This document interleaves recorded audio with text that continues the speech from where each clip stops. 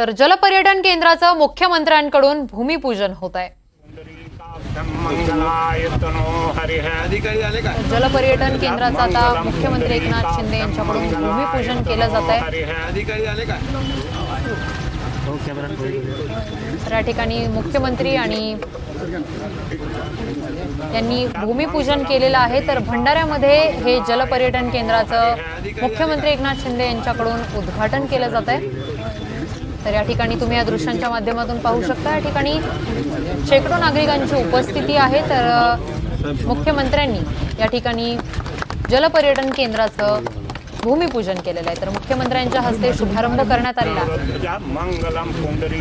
तर या संदर्भात अधिकची माहिती देण्यासाठी आमचे प्रतिनिधी तेजस मोहतुरे आपल्या सोबत आहेत। तेजस, या ठिकाणी भूमिपूजन मुख्यमंत्र्यांकडून करण्यात आलेले आहे, कशा पद्धतीचा वातावरण त्या ठिकाणी आहे सध्या? भंडारा जिल्ह्यातील जागतिक दर्जाच्या जलपर्यटन केंद्राचं भूमिपूजन मुख्यमंत्री एकनाथ शिंदे यांनी थोड्या वेळा पहिलेच केलं।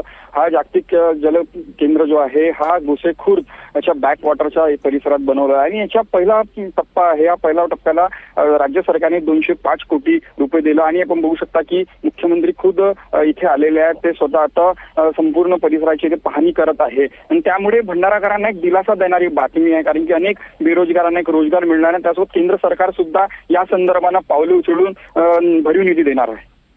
अगदीच तेजस, धन्यवाद तुम्ही दिलेल्या सविस्तर माहितीसाठी।